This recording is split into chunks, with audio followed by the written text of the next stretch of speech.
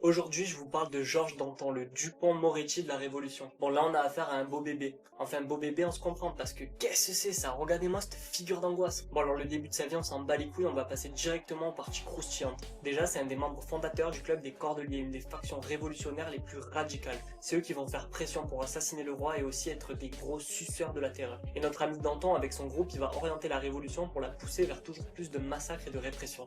Il va notamment avoir un rôle d'organisateur et de leader lors de l'insurrection du 10 août 1792 qui va mener au sac et au massacre des Tuileries. Bon, par contre, quand ça a commencé à chauffer, parce qu'il y a quand même eu 600 morts, le collègue il est resté en retrait. Faudrait pas qu'il y arrive quelque chose, c'est quelqu'un d'important quand même. Après la chute de la monarchie constitutionnelle, il va être nommé ministre de la Justice. Donc déjà, ça annonce la couleur. Et son premier acte en tant que ministre en septembre 1792, ça va être quoi? Laisser 1200 prisonniers, bon, principalement des prêtres et des nobles, donc c'est pas très grave, se faire massacrer comme des bêtes par les hordes de sauvages révolutionnaires. Ensuite, il rejoint la Convention nationale qui est créée en 1792 et qui est élue uniquement par des républicains, parce que les monarchistes sont complètement exclus du vote. Bon, au moins ça pose les bases de la démocratie et des élections à la sauce républicaine, un énorme entre-soi de fils de pute. En avril 1793, il devient le premier président du comité de salut public qui va mettre en place la terreur, notamment avec la loi des suspects qui permet d'arrêter n'importe qui de manière arbitraire. Mais il faut pas oublier non plus les merveilleux tribunaux révolutionnaires qui vont exécuter avec des simulacres de procès plus de 17 000 personnes. Et aussi le génocide vendéen qui est au palmarès de la Convention. Bon, du coup, la Convention elle est gérée par une minorité de fils de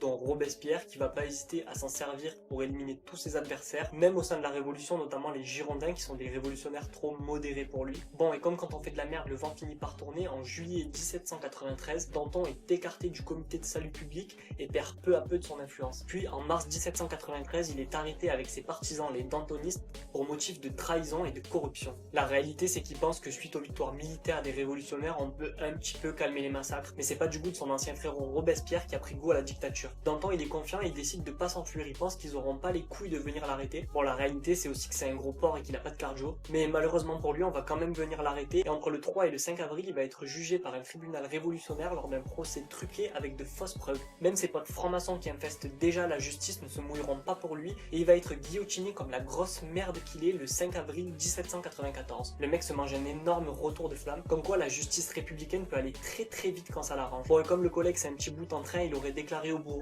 tu montreras ma tête au peuple, elle en vaut la peine. Non, vraiment pas sûr.